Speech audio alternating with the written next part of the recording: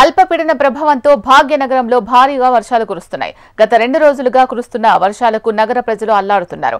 హైదరాబాద్ కు red alert జారీ చేసింది వాతావరణ శాఖ. అటు మూసి ఉగ్రరూపం దాల్చడంతో పరివాహక ప్రాంత ప్రజలు బిక్కుబిక్కుమంటున్నారు. అవసరమైతేనే బయటకు రావాలని ప్రజలకు సూచించారు. ఎగువ ప్రాంతం నుంచి వస్తున్న భారీ వరదల నేపథ్యంలో హిమాయత్ సాగర్ పూర్తిగా నిండుకుండలా మారింది. దీంతో హిమాయత్ సాగర్ 8 గేట్లను 3 అడుగుల చొప్పున అధికారులు ఎత్తి నీటిని కిందికి వదులుతున్నారు.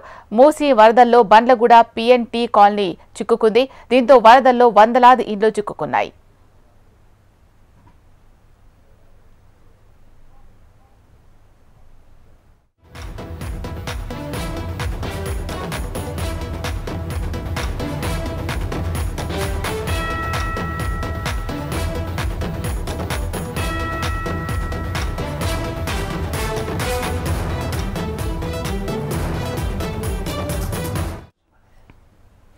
అల్పపీడన ప్రభావంతో భాగ్యనగరంలో భారీ వర్షాలు కురుస్తున్నాయి. గత 2 రోజులుగా కురుస్తున్న వర్షాలకు నగర ప్రజలు అల్లాడుతున్నారు.